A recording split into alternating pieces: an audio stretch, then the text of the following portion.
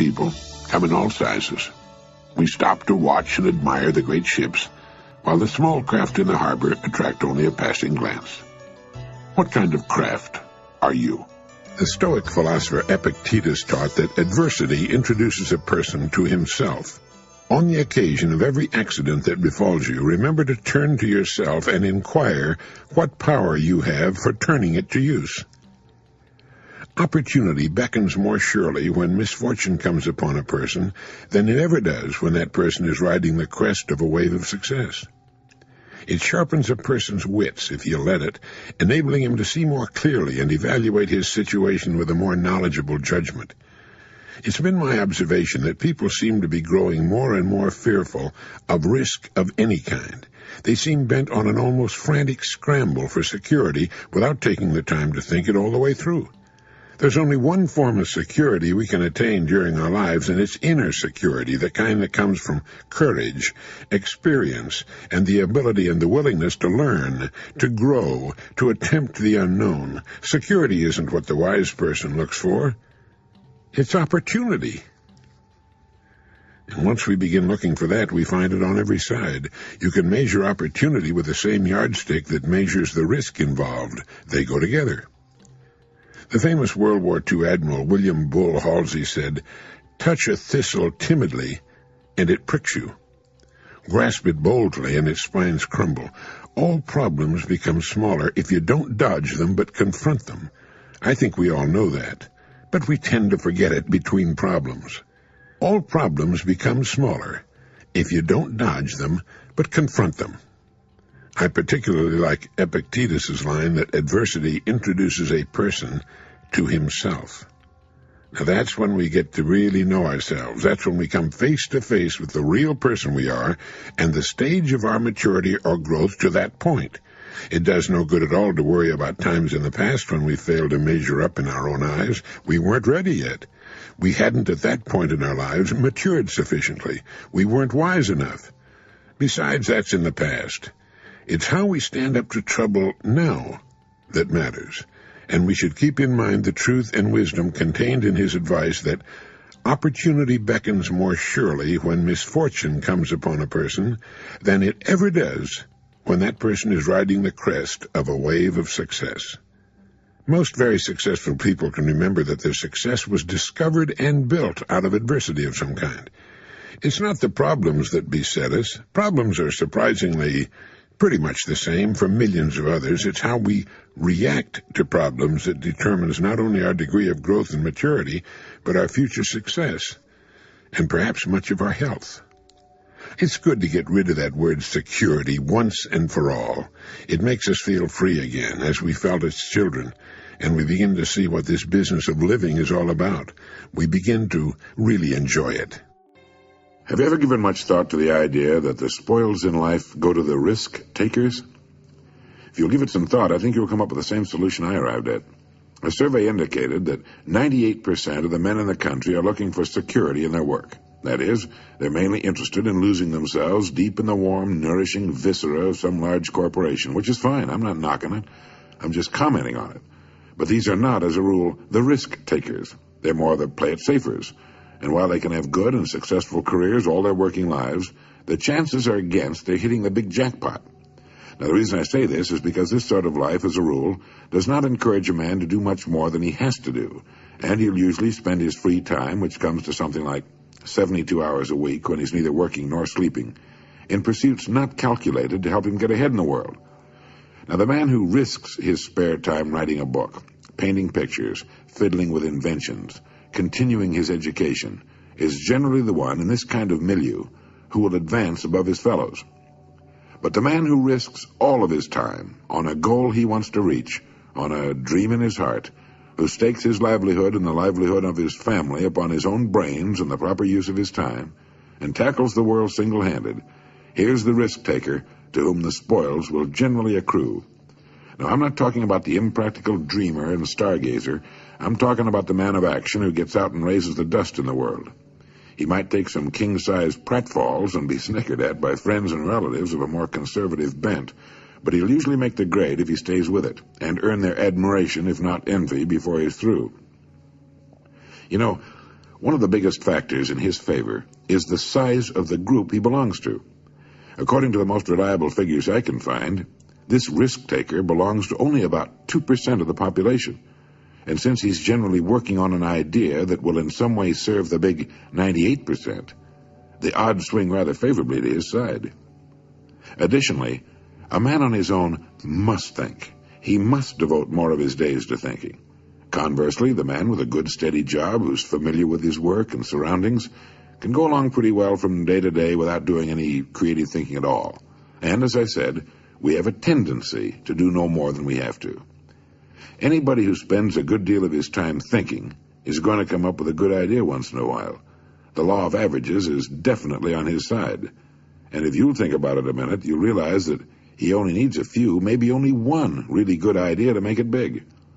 Now, the more you think about it and analyze it, the more it makes you think that what appears to be the risk-taker really isn't nearly as big a risk-taker as you might imagine. The cards are stacked pretty well for him from several important standpoints. But as I said in the beginning, the spoils definitely go to the risk-taker. Life is full of hidden contradictions. One is that the man who thinks he's playing it safe really isn't, and the man who seems to be taking the greatest risks, considering the law of averages, is playing it safest. People who do well in the world, being creative and willing to take a calculated risk, are people who manage to overcome the fear of laughter. Anytime you attempt anything in which you risk failure, you run the risk of having people laugh at you. A college professor worked for many years on an invention. He tramped all over New England trying to interest capital in his device for making the human voice travel along a wire. The people laughed at him. It was, of course, plumb idiotic, they said, to suppose that the human voice could be carried along a wire and heard for many miles or even for a single mile. But our old friend and benefactor Alexander Graham Bell could not be laughed out of it, and every time we pick up the telephone, we salute the man who stayed on course despite the laughter. Millions of people laughing in derision could not hurt us an iota, but we stand in mortal terror of it. Men and women who can prove themselves heroes in great crises tremble before derision.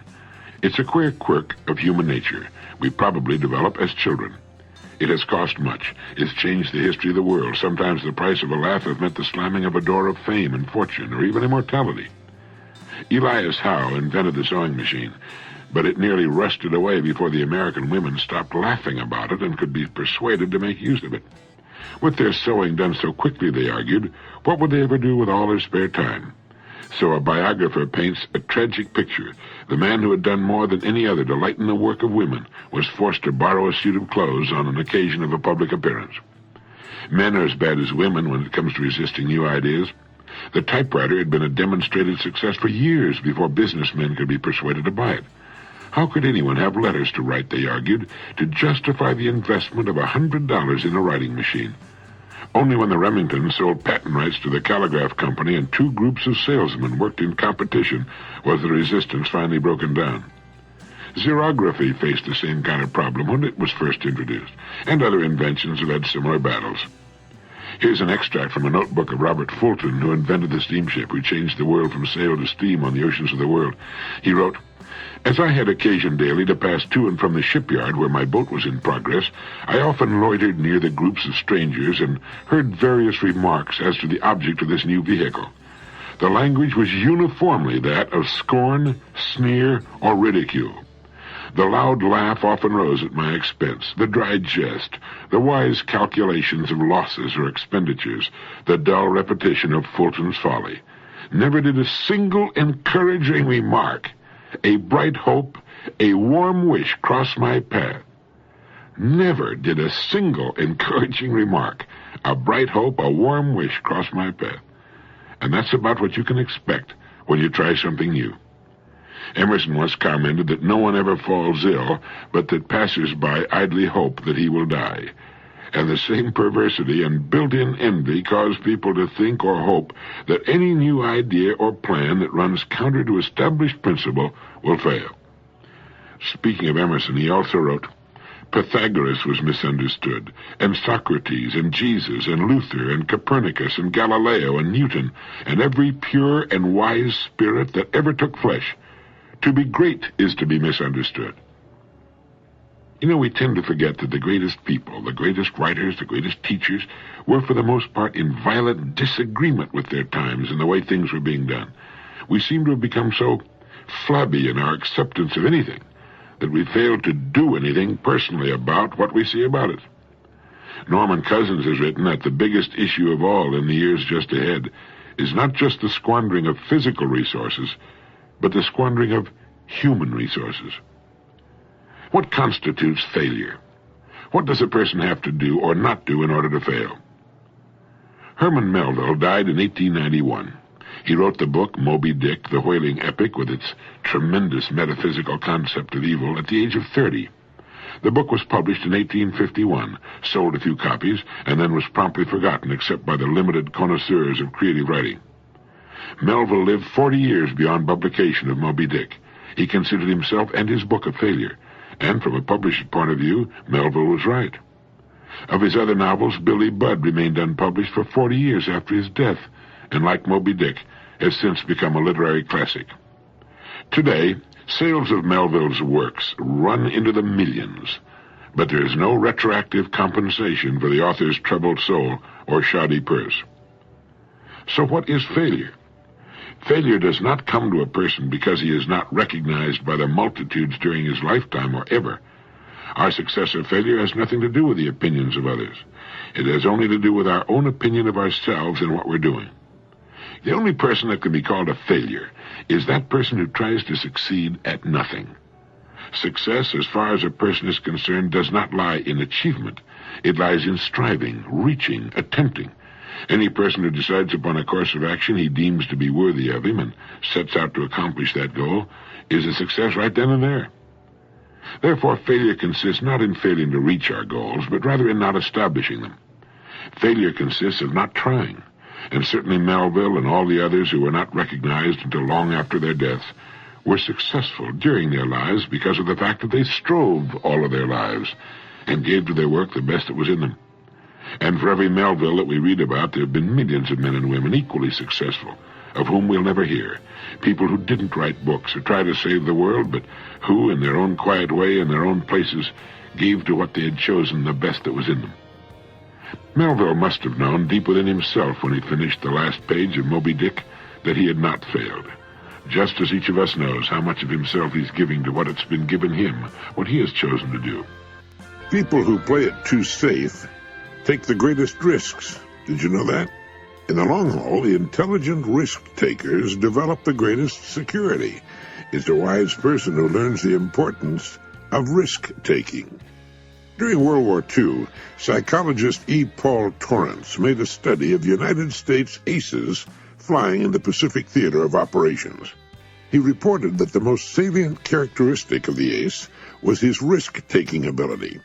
Throughout his life, he had kept testing the limits of his abilities, and the life histories of these men showed that they were highly resistant to accidents, and in combat they suffered fewer casualties than pilots who were inclined to play it safe. Dr. Torrance said, "Living itself is a risky business. If we spent half as much time learning how to take risks as we spend avoiding them, we wouldn't have nearly so much to fear in life." In all walks of life, the most successful people are the risk-takers. Now, by that I mean they risk believing in their own ideas, striking out toward their own goals, standing up for what they believe to be right. They take the risk of being different when they believe in something.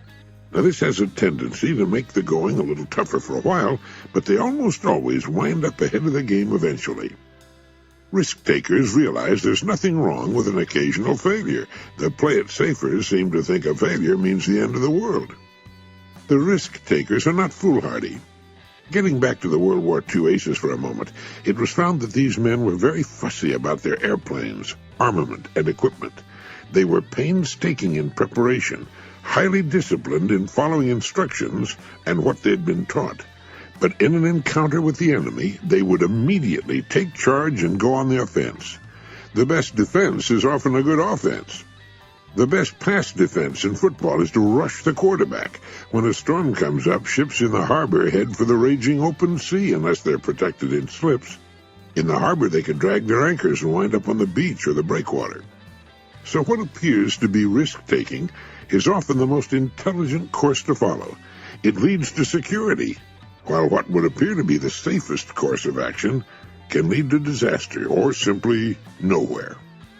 A young woman whose romance had gone on the rocks told her mother that she was never going to permit herself to fall in love again. You only get hurt, she said. And if you don't fall in love, her mother said, you don't live. It's another one of those risks the successful person is willing to take. Everyone runs risks, quite sizable risks, every day of his life, risks he takes for granted or isn't even aware of. But when an unusual situation comes along that involves risk-taking, how do you decide whether or not to go ahead? When a situation comes along that involves risk and you don't know whether to go ahead or hold back, reassess your goals. What are you trying to accomplish? What are you working toward? Will taking this risk, if it works out successfully, help you toward your goals? There's nothing some people like to do better than